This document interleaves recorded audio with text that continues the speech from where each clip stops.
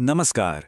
कभी सोचा है कि इस धरती पर जितने भी जीव जंतु हैं उनको पहचानने का कोई सीक्रेट कोड हो सकता है?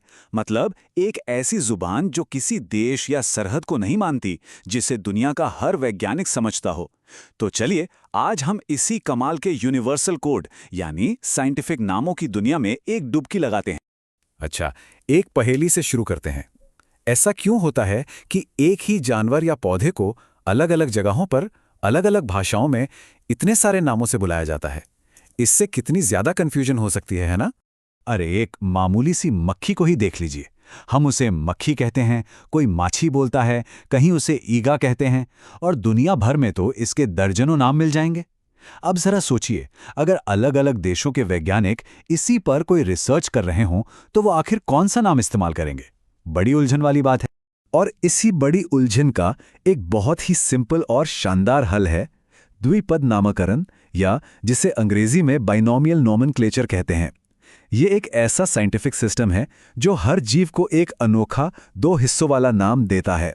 और सबसे बढ़िया बात, इसे पूरी दुनिया में एक ही तरह से पहचाना जाता है। मतलब नामों का कोई कंफ्यूजन ही नहीं। इसका फॉर्मूला भी बड़ा आसान है। पहला हिस्सा होता है वंश यानी जीनस, और दूसरा हिस्सा है प्रजाति यानी स्पीशीज।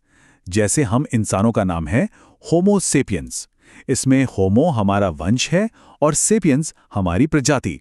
और हाँ, एक बहुत जरूरी बात, जब भी साइंटिफिक नाम लिखे जाते हैं उन्हें हमेशा थोड़ा तिरछा करके यानी इटैलिक्स में लिखा जाता है। तो चलिए अब इस सिस्टम को कुछ जाने पहचाने पौधों के उदाहरणों से समझते हैं। ये हिस्सा कई प्रतियोगी परीक्षाओं के लिहाज से भी काफी जरूरी है। तो चलिए थोड़ा ध्यान से देखते हैं। शुरुआत करते हैं फलों के राजा आम से। इसका वैज्ञानिक नाम है मैंगीफेरा इंडिका। इसमें जो दूसरा शब्द है ना, इंडिका, वो सीधे सीधे इसके भारतीय होने की तरफ इशारा करता है ना मजेदार। अब बात करते हैं गेहूं की, जिससे हमारी रोटियां बनती हैं। इसका वैज्ञानिक नाम है ट्रिटिकम एस्टिवम। यहाँ एस्टिवम शब्द असल में लैटिन भाषा से आया है, जिसका मतलब गर्मी के मौसम से जुड़ा है। और हम सब जानते हैं कि गेहूं की फसल के लिए ये मौसम कितना जरूरी होता है। अगला है चना, जो प्रोटीन का एक बढ़िया सोर्स है। वैज्ञानिक भाषा में इसे साइसर एरिटिनम कहते हैं। माना जाता है कि एरिटिनम नाम इसलिए दिया गया क्योंकि इसका जो बीज है वो दिखने में थोड़ा बहुत भेड़ के सिर जैसा लगता है। और अब धान यानी चावल।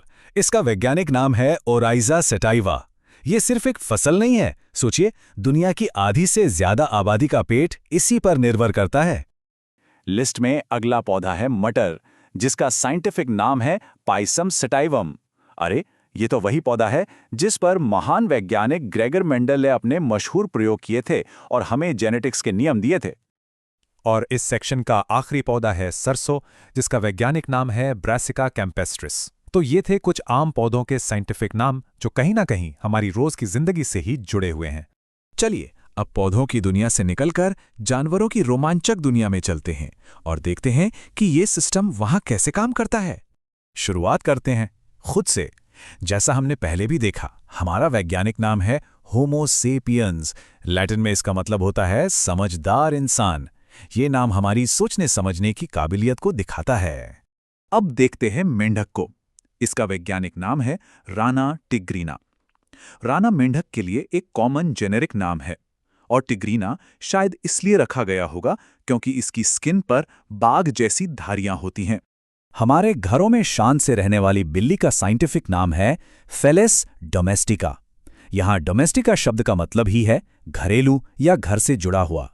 देखिए, इसके नाम में ही इसकी पूरी कहानी छिपी है। और इंसान का सबसे वफादार दोस्त कुत्ता। इसका वैज्ञानिक नाम है कैनिस फेमिलियरिस। फेमिलियरिस शब्द परिवार से जुड़ा है। ये नाम इंसान और कुत्ते के हजारों साल पुराने रिश्ते को कितनी खूबसूरती से बताता है ना? हमारी प्यारी गाय का वैज्ञानिक नाम है बॉस इंडिकस। यहां फिर से इंडिकस शब्द आया, जो इसके भारतीय उपमहाद्वीप से गहरे कनेक्शन को दिखाता है, बिल्कुल आम की तरह। और आखिर में हम वापस उसी मक्खी पर आते हैं जहां से हमने ये सफर शुरू किया था। इसके चाहे दुनिया में दर्जनों लोकल नाम हों, पर विज्ञान की दुनिया में इसका सिर्फ एक ही नाम है, मस्का डोमेस्टिका। देखा, अब सारी कंफ्यूजन कैसे एक झटके में दूर हो गई। तो सवाल उठता है कि इन सब नामों को जानना जरूरी क्यों है? क्या ये सिर्फ रटने वाली जानकारी है? जी नहीं, बिल्कुल नहीं। इसका महत्व इससे कहीं ज्यादा बड़ा है। देखिए, सबसे बड़ी बात तो ये है कि ये विज्ञान को एक यूनिवर्सल भाषा देता है। इससे दुनिया के किसी भी कोने में बैठा साइंटिस्ट ठीक ठीक समझ जाता है कि किस जीव की बात हो रही है। ये लोकल नामों से होने वाली सारी गड़बड़ी को खत्म कर देता है। और हाँ, स्कूल से लेकर बड़ी बड़ी प्रतियोगी परीक्षाओं तक ये जानकारी बहुत काम आती है। तो हमने देखा कि कैसे बस 2 शब्दों के ये नाम पूरी दुनिया में जानकारी और बातचीत को कितना आसान बना देते हैं। अब जाते जाते एक सवाल मन में आता है कि लोगों के जो पसंदीदा जानवर हैं, उनके वैज्ञानिक नाम क्या होंगे? इसके बारे में पता लगाना यकीनन काफ़ी दिलचस्प हो सकता है।